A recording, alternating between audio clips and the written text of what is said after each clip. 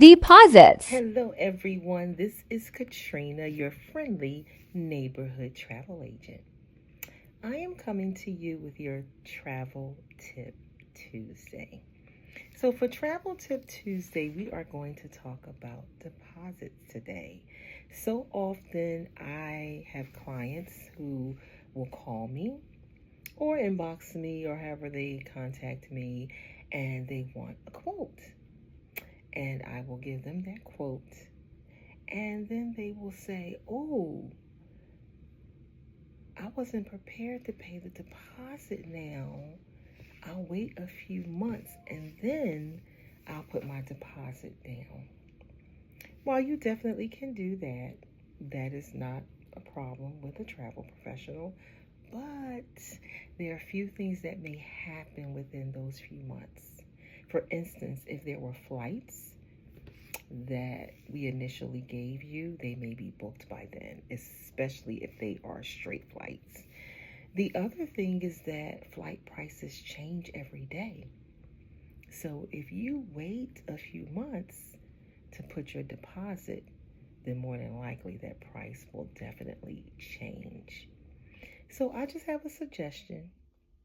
If you're ready or thinking about a trip, be prepared to have your deposit the week that you are contacting your travel professional.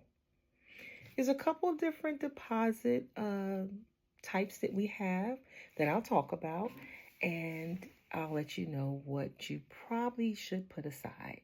So let's start with cruises. I have been doing a lot of cruises the past 2 years. So the great thing about cruising is all your food is included. You do have to get your own drink packages. The companies make it very easy for you to book, and cruises typically don't change as often as flights, but I would say they do change every couple months. For cruises, I would say put aside $100 to $250 per person for your deposit. So you know you want to go on a cruise next year, you really want to start paying maybe January, and it's going to be a family of four, then I definitely would say have $1,000 set aside, anywhere from 400 to 1,000, according to which cruise line and how long the cruise is. Shorter cruises, normally about $100 per person. Sometimes they run specials for $50 or $49. For longer cruises is normally about $250 per person. So just wanted to let you know because sometimes people may not know that. Then for your other types of packages where you have your air, you have your resorts, typically most companies will want you to put down a certain amount of deposit to lock in your air. So on average, most of those are going to be $300 to $400 per person when you're putting your packages together. Anything that's usually other than cruises, especially if it's to the Caribbean, certain places within the U.S., you're definitely going to be looking at $300 to $400 deposit per person. So be prepared for that. Now let's talk about some of your packages overseas.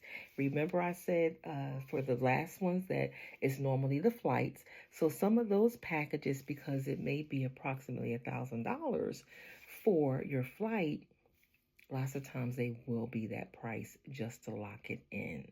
So just wanted to give you the different types of deposits, explain why the deposits are the way they are, and also to help you be better prepared, because I definitely want you to book. I want you to be prepared.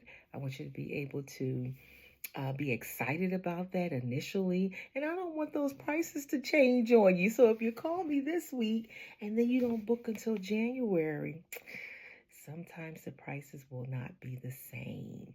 So that is my travel tip for Tuesday.